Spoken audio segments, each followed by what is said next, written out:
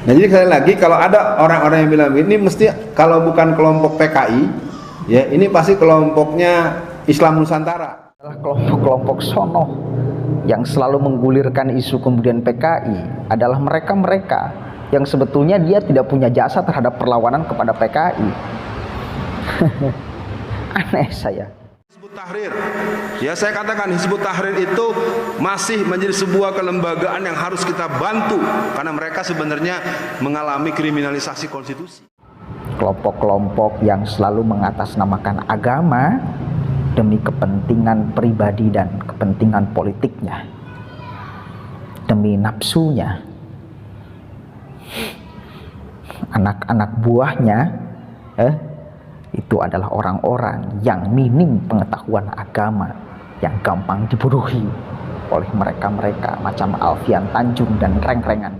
Islam Nusantara, dan Islam Nusantara ini telah dibatalkan oleh mubaligh terkenal yang bernama Mama Dedeh, yang Mama Dedeh berani ngomong di sebuah stasiun TV kemudian membatalkan karena diancam oleh pihak tertentu. Kalau dia menganggap bahwa apa yang dia ucapkan adalah kebenaran ketika membicarakan Islam Nusantara, dia tidak akan mungkin minta maaf. Dia akan tetap kokoh, tegak, berdiri terhadap apa yang dia pahami tentang Islam Nusantara. Kenapa dia minta maaf? Berarti argumentasinya, berarti pikirannya tentang Islam Nusantara memang keliru. Kalau dia benar, nggak mungkin dia minta maaf.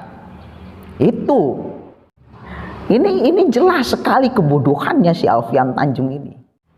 Assalamualaikum warahmatullahi wabarakatuh. Hamdan syukron lillah amma ba'du. Selamat sore sahabat-sahabat semua.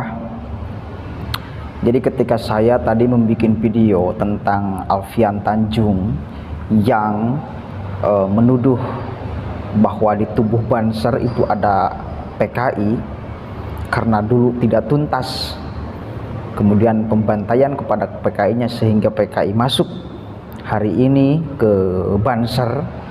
Nah, ternyata ketika saya kan cari-cari tuh siapa sih sebetulnya Alfian Tanjung, karena saya kurang tahu juga ya si Alfian Tanjung ini siapa. Saya cari-cari tuh jejak digitalnya di YouTube, apa yang selalu dia bicarakan, dari barisan mana kemudian dia.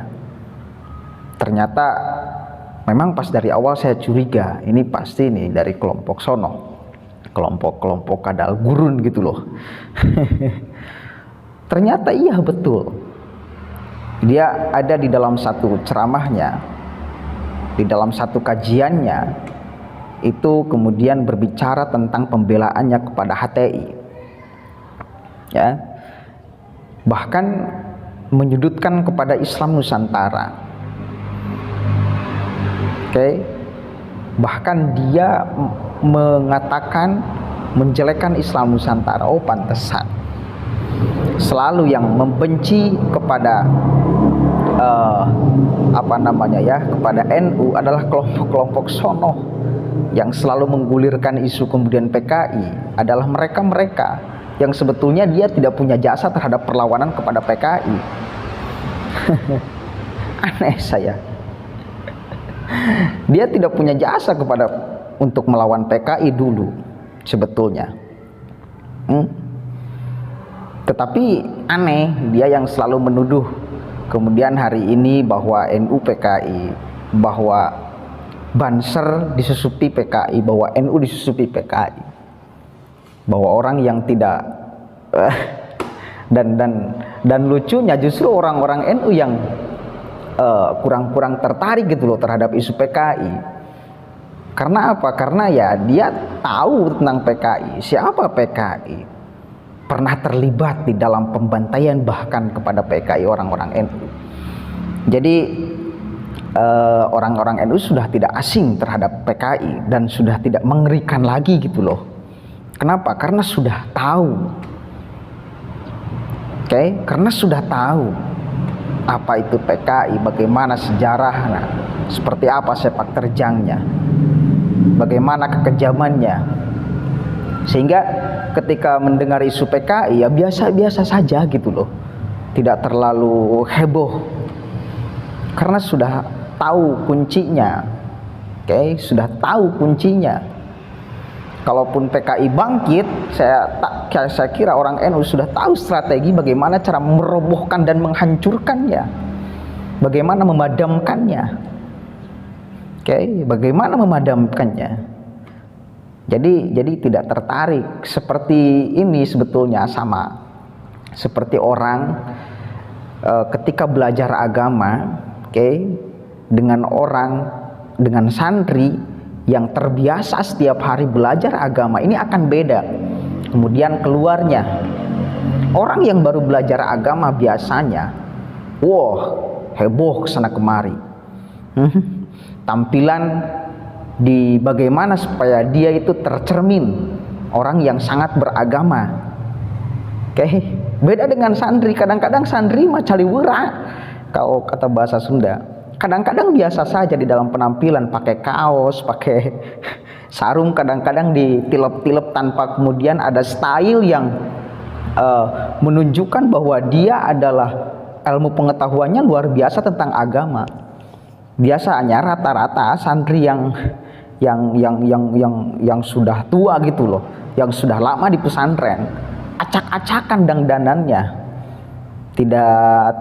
tidak terlalu menunjukkan, misal pakai jubah, pakai iket ini, biasa aja pakai sarung, pakai kaos oblong, kadang-kadang rambut digondrongin, kadang-kadang rambut dicat, kadang-kadang tampilan pokoknya berantakan gitu loh, seolah-olah tidak mencerminkan bahwa dia adalah punya wawasan ilmu agama luas.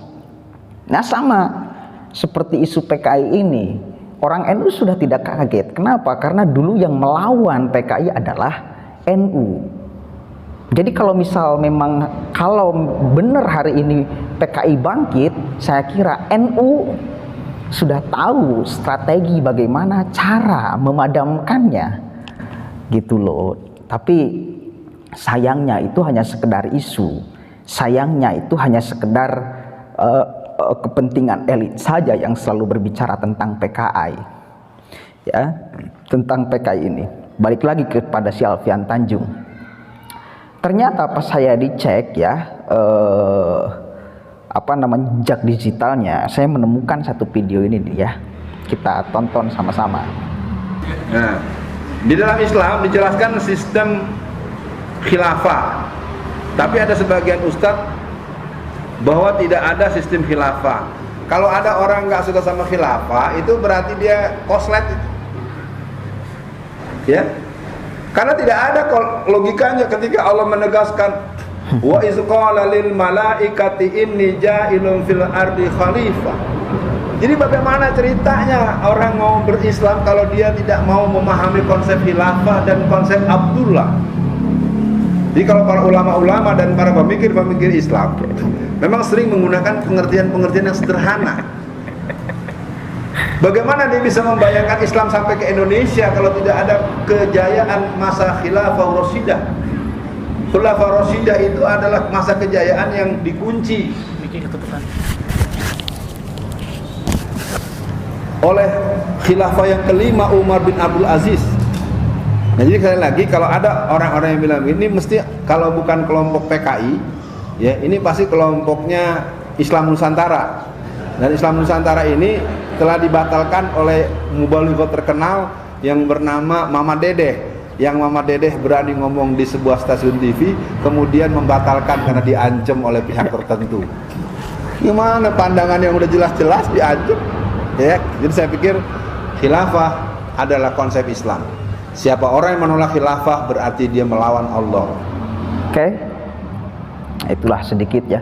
Sebetulnya durasinya agak panjang, cuma saya malas juga memutarkan untuk terlalu panjang tentang si Alfian ini. Yang penting poinnya adalah bahwa jelas siapa dia sebetulnya.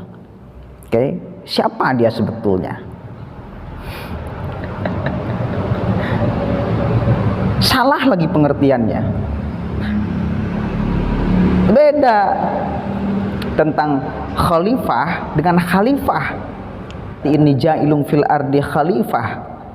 Itu ya bukan dijadikan sebagai sistem, kita masing-masing pribadi, masing-masing orang itu menjadi pemimpin di muka bumi. Kenapa jadi intinya udahlah, dia di dalam penyampaian, di dalam ilmu agama juga saya kira kurang memahami tentang ayat itu. Iya, abdun itu hamba, khalifah itu ya kemudian kita harus menjadi pemimpin di muka bumi, tapi tidak sebagai sistem. Tidak mesti ya, bukan tidak mesti sebagai sistem negara. Kita masing-masing individu, masing-masing pribadi bisa menjadi khalifah dan menjadi khalifah gitu loh. Kalau presiden menjadi khalifah dari seluruh warganya, oke? Kalau keluarga menjadi khalifah suami terhadap istri dan anak-anaknya, kan gitu. Kalau saya masih bujang, masih belum punya keluarga, masih belum punya istri, masih belum punya anak, maka saya menjadi khalifah terhadap diri saya sendiri. Saya harus bertanggung jawab terhadap apa yang saya lakukan, apa yang saya ucapkan. Itu khalifah. Beda dengan khalifah, itu sistem pemerintahan, Memang dulu pernah berjaya, oke, bener. Pernah berjaya, pernah ada, tercatat di dalam sejarah. Khalifah Abu Bakar, Umar, Utsman, Ali. Cuma itu kalau diterapkan di Indonesia ini menjadi keliru lagi. Karena ya kita majemuk. Kita majemuk gitu loh. Udahlah, Pancasila sudah final, Pancasila sudah hasil kesepakatan semua para ulama, semua golongan, semua suku, semua agama gitu loh. Masih ngomong khilafah. Kemudian katanya ada dai, jelas-jelas dai nasional, kemudian mengecam tentang Islam Nusantara adalah Mamah Dede. Astagfirullahaladzim. Mengukur segala sesuatu terhadap dai televisi itu bagi saya sangat picik ya. Tidak mesti dai televisi itu benar. Tidak pasti dai yang selalu tampil di media itu tidak mesti benar. Ini jelas sekali kebodohannya si Alfian Tanjung ini. Jelas sekali. Kenapa? Berpatokan ulama saja nggak jelas. Mamah Dede oke, beliau penceramah. Oke, beliau adalah dai yang terkenal di televisi. Tapi mohon maaf, jika segala sesuatu yang dia ucapkan adalah sebagai sebuah kebenaran, lagian kalau dia menganggap bahwa apa yang dia ucapkan adalah kebenaran ketika membicarakan Islam Nusantara, dia tidak akan mungkin minta maaf. Dia akan tetap kokoh, tegak, berdiri terhadap apa yang dia pahami tentang Islam Nusantara. Kenapa dia minta maaf? Berarti argumentasinya, berarti pikirannya tentang Islam Nusantara memang keliru. Kalau dia benar, nggak mungkin dia minta maaf. Itu masa iya? Kalau itu berarti mencederai intelektualnya, mencederai ilmunya. Kemudian ada satu lagi ya video tentang si Alfian Tanjung ini. Kita lihat sama-sama bagaimana pembelaan dia terhadap HTI ya ketika dibubarkan pada saat itu. Saya bukan anak buah Anda. Jadi membangun relasi antar internet perlu dibangun sehingga teman-teman Hizbut Tahrir, ya saya katakan Hizbut Tahrir itu masih menjadi sebuah kelembagaan yang harus kita bantu karena mereka sebenarnya mengalami kriminalisasi konstitusi. Yang jelas terlarang PKI aja masih bisa kemana-mana kok. Ini kan belum final, masih perdebatan di pengadilan. Ini gayanya gaya PKI tahun 6364. Oke, jelaskan.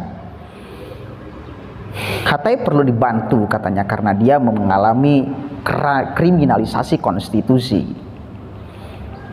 jejak digital HTI itu banyak tokoh-tokohnya yang kemudian mentogut-togutan Pancasila, yang membenturkan antara agama dengan demokrasi, dengan Pancasila, dengan hukum yang ada di Indonesia.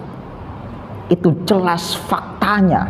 Banyak tokoh-tokoh HTI kemudian yang melakukan provokasi.